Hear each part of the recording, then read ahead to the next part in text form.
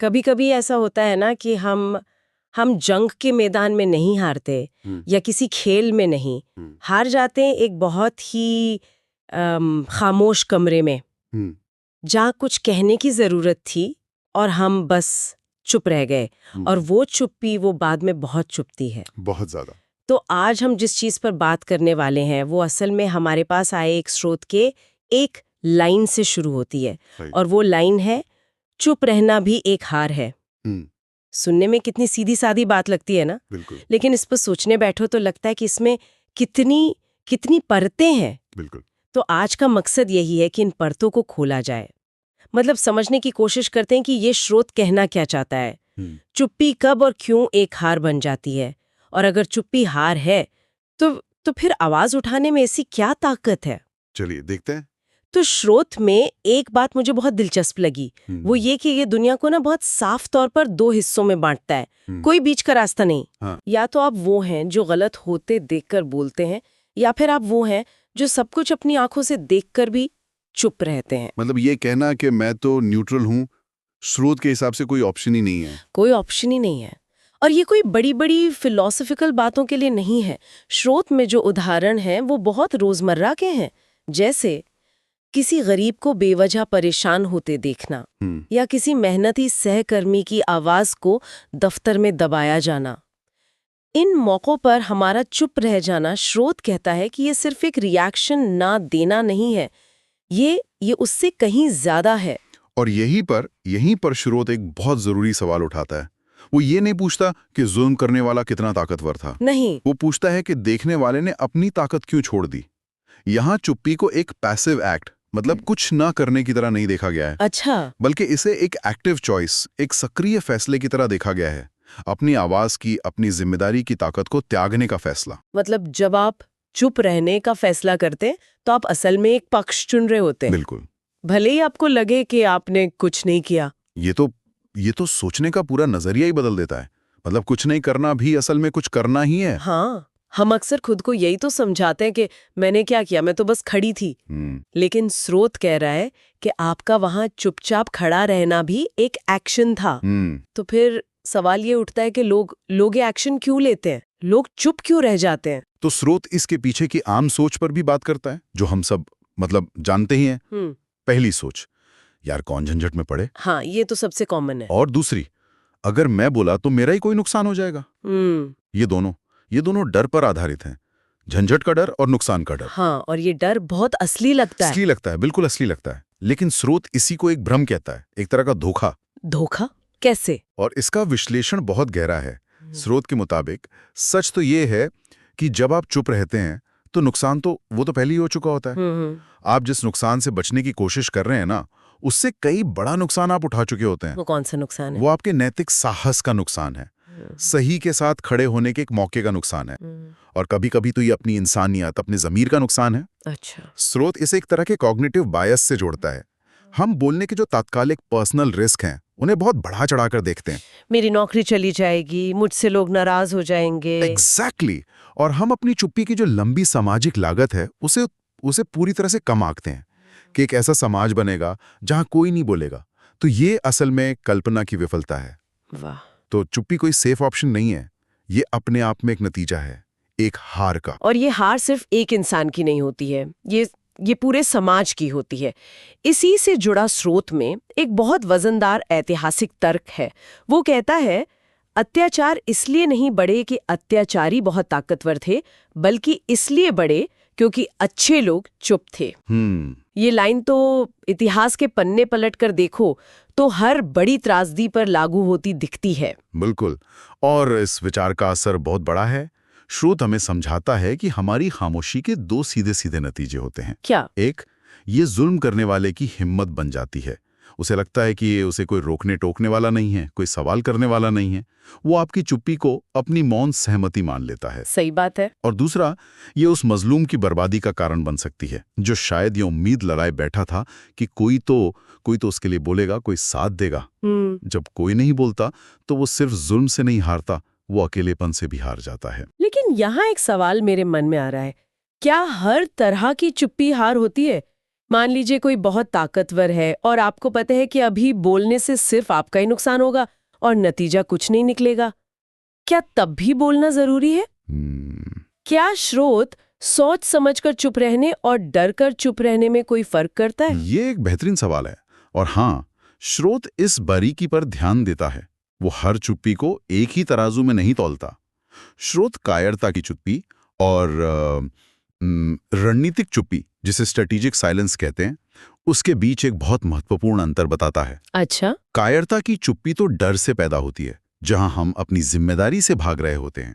लेकिन रणनीतिक चुप्पी एक सोची समझी चाल होती है। ये वो चुप्पी है जो एक शिकारी शिकार करने से पहले साधता है।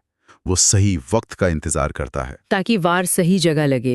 हाँ, यहाँ चुप रहने का मकसद लड़ाई से भागना नहीं, बल्कि लड़ाई को सही तरीके से और सही समय पर लड़ना है। तो यहाँ चुप्पी हार नहीं, बल्कि जीत की तैयारी का हिस्सा है। फर्क नियत और मकसद का है। समझ गई। तो जब वो सही समय आता है, जब चुप्पी तोड़नी होती है, तब क्या होता है?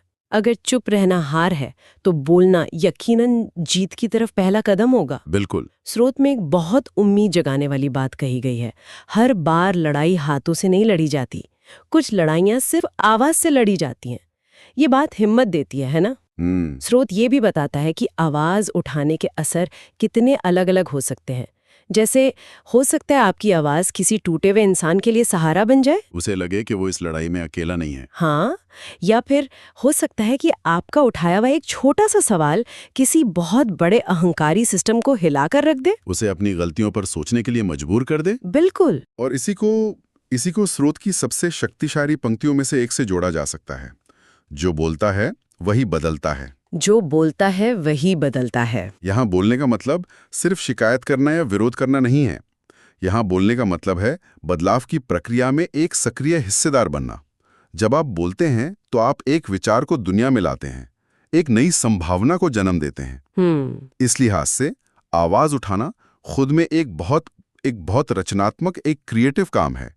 ये कुछ नया बनाने की, एक बेहतर दुनिया बनाने की कोशिश है। पर क्या सिर्फ बोलने भर से कुछ बदल जाता है? मेरा मतलब है, आजकल तो हर कोई बोल रहा है, खासकर सोशल मीडिया पर। एक शोर सा है चारों तरफ। हाँ, ये बहुत मौजू सवाल है आज के दौर में। तो क्या स्रोत सिर्फ बोलने और असरदार तरीके से बोलने में कोई फर्क बताता है? हमारी आवाज सिर्फ शोर ना बनकर बदलाव का कारण कैसे बने? देखिए, स्रोत सीधे सीधे तो नहीं, लेकिन इशारों में ये फर्क जरूर बताता है। शोर का मकसद अक्सर सिर्फ अपनी भड़ास निकालना या ध्यान खींचना होता है, लेकिन जो आवाज बदलाव लाती है वो सोची समझी होती है। सोची समझी? हाँ, वो तथ्यों पर आधारित होती है, उसका एक मकसद होता है और वो संवाद बनाने की कोशिश करती है, सिर्फ टकराव की नहीं। वो किसी को नीचा दिखाने के लिए नहीं, बल्कि एक सही बात को ऊपर उठाने के लिए होती है। तो हाँ, बोलने और असरदार तरीके से बोलने में बहुत फर्क है। इसी से जुड़ी स्रोत में कुछ और भी बहुत शक्तिशाली और यादगार पंक्तियां हैं, जिन्हें हम पावर लाइंस कह सकते हैं। एक एक करके उन पर बात करते हैं, क्योंकि वो इस पूरी चर्चा को और गहरा बनाती हैं। पहली है, चुप रहना समझदारी नहीं, कभी कभी कायरता होती है। ये लाइन समझदारी और कायरता के बीच की उस बहुत महीन रेखा पर चोट करती है ना? हम अक्सर अपने डर को समझदारी का नाम दे देते हैं। अरे, समझदारी इसी में है कि चुप रहो। ये लाइन हमें खुद से ये सवाल पूछने पे मजबूर करती है कि हम जो कर रहे हैं वो वाकई समझदारी है या हम सिर्फ अपने डर को एक अच्छा सा नाम दे रहे हैं। बिल्कुल। अगली पंक्ति है, जो सही होते हुए भी नहीं बोलता, वो गलत का साथ देता है। ये लाइन तो किसी को न्यूट्रल रहने का मौका ही नहीं देती। ये सीधे सीधे कहती है कि अगर आप सही के साथ नहीं हो तो आप ऑटोमेटिकली गलत के साथ हो। सही कहा। ये उस आरामदेह भ्रम को तोड़ती है कि हम बीच में खड़े हो सकते हैं। स्रोत का तर्क है कि अन्याय की स्थितियों में बीच का मैदान जैसी कोई चीज होती ही नहीं। वो सिर्फ एक ख्याली जगह है जो हमने अपने आराम के लिए बना ली है। आपकी चुप्पी का फायदा हमेशा गलत करने वाले को ही मिलता है, इसलिए आपकी चुप्पी उसी का साथ मानी जाएगी। तीसरी लाइन उम्मीद देती है। आवाज दबाई जा सकती है, लेकिन सच नहीं। ये सच की ताकत में विश्वास जगाती है। इतिहास गवाह है, कितनी ही आवाजों को दबाने की कोशिश की गई, लेकिन अगर उनमें सच था तो वो किसी ना किसी रूप में किसी ना किसी दिन बाहर आ ही गया। ये हमें याद दिलाता है कि भले ही आज आपकी आवाज का असर ना दिखे, पर अगर वो सच्ची है तो वो बेकार नहीं जाएगी। और आखिरी लाइन जो शायद सबसे ज्यादा सोचने पे मजबूर करती है, आज चुप रहोगे, कल बारी तुम्हारी होगी। ये लाइन इस पूरी चर्चा का सार है।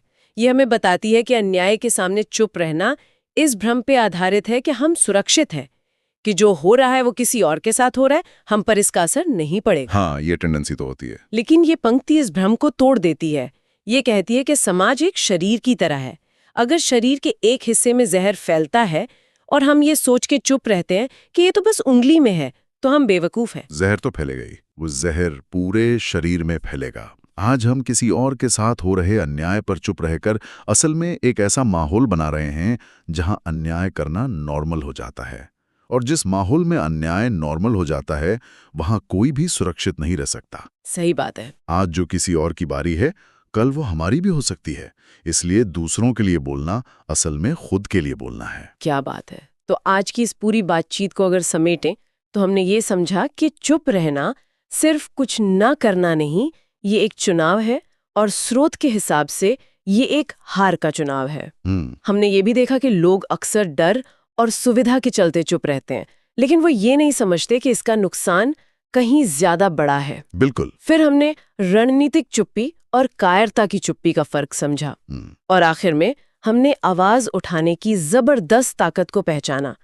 कैसे एक अकेली आवाज किसी को हिम्मत दे सकती है और कैसे वो बदलाव की शुरुआत कर सकती है। स्रोत का आखिरी संदेश भी इसी उम्मीद पर टिका है। वो कहता है कि अगर कभी ऐसा लगे कि आप अकेले हैं, आपकी आवाज कौन सुनेगा? तो ये याद रखना चाहिए कि हर बड़े बदलाव की शुरुआत हमेशा एक अकेली आवाज से ही होती है। ये पूरी बातचीत हमें बोलने के लिए उकसाती है, जो कि बहुत जरूरी है।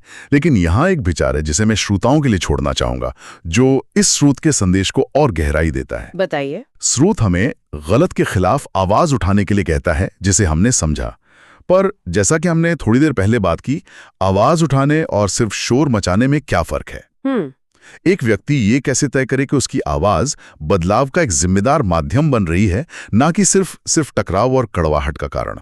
इस सवाल का जवाब शायद उतना ही जरूरी है जितना बोलने का फैसला करना।